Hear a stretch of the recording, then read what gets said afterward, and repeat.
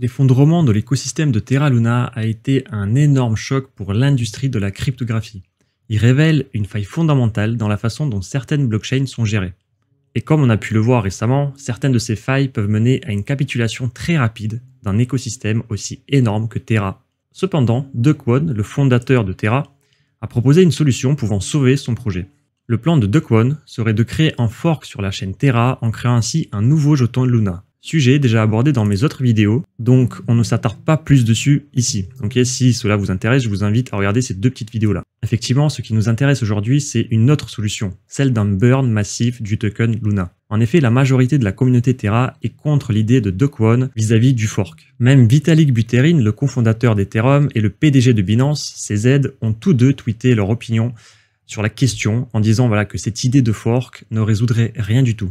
De plus, le PDG de Binance soutient également l'idée de la communauté selon laquelle la solution serait de burn du Luna et rien d'autre. Voilà, donc bien évidemment, dans cette histoire, il y a les deux camps, d'accord, d'un côté ceux qui sont contre et de l'autre côté ceux qui sont tout de même pour le fork. Comme par exemple, c'est le cas de Paul Emmanuel qui, le 14 mai 2022, a tweeté ce petit tweet, d'accord, un tweet auquel CZ, le PDG de Binance, a également répondu, en disant que pour réduire la supply, cela devrait être fait via un burn et non pas un fork. Donc je ne m'attarde plus non plus sur la définition d'un fork, cela a été déjà fait dans cette vidéo-là.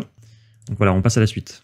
Forcément, vous vous en doutez, il n'y a pas que Paul Emmanuel qui est pour le fork. Il y a également certains projets évoluant sur Terra et qui eux aussi ont décidé de prêter main forte à Do Kwon. Parmi ces projets, on retrouve par exemple CSV Security. Ok, je vous laisse lire si cela vous intéresse. On a également le projet Aperture Finance. Ok, ensuite on a celui-ci et pour finir, le Random Earth. Cependant, lorsqu'on prend du recul, on se rend compte que malgré toutes les personnes qui sont pour le fork, eh bien, cela correspond à uniquement 10% de la communauté. Effectivement, 90% de la communauté, suite à un sondage qui a été réalisé sur Station Terra Money, ok, on va dans la rubrique gouvernance ici, et là vous avez tous les sondages qui sont réalisés, donc qui sont d'actualité, qui ont déjà été rejetés ou qui sont encore en cours. Effectivement, lorsqu'on regarde le résultat de ce sondage, on se rend compte que 92% de la communauté est contre ce fork. Selon les membres de cette même communauté, la mise en place d'un tel fork trahirait carrément ceux qui soutiennent le projet depuis sa genèse. A hard fork will feel like a knife in the back to every holder. Comme un couteau dans le dos à tous les holders du projet. Une chose importante à savoir également, c'est que malgré les 92% de non dans la communauté, ce vote n'est uniquement d'ordre indicatif puisque le vote officiel qui déterminera si un fork sera réalisé ou non est toujours en cours. D'accord, donc on verra à la fin de cette vidéo à quoi ressemble le résultat actuellement, sachant qu'il reste encore 5 jours de vote. Pour rappel, un des arguments clés de Do Kwon est l'airdrop du nouveau jeton Luna qui sera distribué aux holders de l'ancien token, celui ayant subi l'attaque. Nous avons d'ailleurs abordé ce sujet dans cette vidéo, d'accord, allant jusqu'à calculer le nombre de tokens exacts que chacun d'entre nous peut espérer de recevoir. Je vous renvoie donc vers cette vidéo si cela vous intéresse. Le lien, comme d'habitude, se trouve dans la description, donc voilà, n'hésitez pas à aller regarder dans la description pour avoir accès à tous ces liens. Malgré cet airdrop, rien ne nous garantit que le nouveau token qui sera émis suite au fork aura une valeur plus élevée que celui qui est sur le marché actuellement. D'accord, donc voilà, et le prix du jeton a été divisé par 500 000, ce qui est tout simplement astronomique. Hein. Pour la petite info, Binance qui possédait des fonds en Terra, ils avaient pour au total 1,6 milliard de dollars en Terra, et bien ce 1,6 milliard de dollars s'est transformé en 3000 dollars. Les gars, c'est juste insane. Il y a des gens qui ont perdu des millions, des milliards. Voilà, donc est-ce que la confiance va revenir sur un tel projet? Eh bien les gars, ça va être difficile parce que regardez, il n'y a rien qui va en ce sens. Tous les feux sont rouges. Il y a le cabinet d'avocats qui était derrière le projet Terra qui a décidé de démissionner. Ces avocats jettent l'éponge et démissionnent. Mais ce n'est pas tout. En plus des avocats, donc voilà le petit passage qui vous l'explique, il y a également les employés de la société. Il y a le cabinet administratif du projet qui a démissionné également. Il y a les nœuds, les validateurs, ceux qui sécurisent le réseau, qui quittent le navire. Il y a des projets qui quittent le navire, même si on a vu précédemment que certains soutiennent l'idée du fork. Do Kwon, lui, doit plus de 78 millions de dollars d'impôts au fisc sud-coréen. C'est une somme astronomique. Où est-ce qu'il va aller chercher cette somme? Sachant qu'ils ont tout perdu. Et ce même Do Kwon, eh bien, il se fait menacer, il se fait harceler par les investisseurs, ce qui se comprend. Et voilà, encore une fois, il y en a qui ont perdu des millions. Il y en a, ils sont au fond du trou, ils n'ont plus rien à perdre. Donc voilà, c'est pour ça que Do Kwon a engagé une garde rapprochée pour le protéger de ce genre d'individu. Et puis voilà, le mec, il risque quand même la prison. Il va se faire juger en Corée du Sud et le mec risque la prison. Et donc, selon la communauté et leur manque de confiance en Do Kwon, il semblerait que son équipe et lui mèneraient l'écosystème Terra dans la mauvaise direction, avec cette idée de fork. La communauté veut un burn urgent du token Luna. Mais si burn il y a, voyons exactement le fonctionnement de celui-ci. Nous avons vu notamment dans les vidéos précédentes, d'accord, vers lesquelles je vous renvoie encore une fois parce qu'elles sont très intéressantes, que cela pourrait se faire principalement de deux manières différentes. La première des solutions serait le rachat des jetons. La deuxième solution serait l'augmentation des frais de gaz. Effectivement, c'est un petit peu ce qui se passe sur Ethereum. Sur Ethereum, on paye pour une transaction souvent $100 de transaction. Dans ces $100, il y a une partie qui va aller dans le burn. Le burn, pour information, qu'est-ce que cela signifie? Cela signifie qu'on prend une partie des jetons et on les envoie vers une adresse qui n'appartient à personne. Cette adresse sert justement pour burn les tokens. Vu que personne y a accès, parce que ces jetons en fait ne se volatilisent pas comme on pourrait le croire. Ils restent sur la blockchain, mais appartiennent à une adresse qui n'appartient elle à personne. Donc personne a accès à ces jetons et donc effectivement ils disparaissent en fait de la circulation.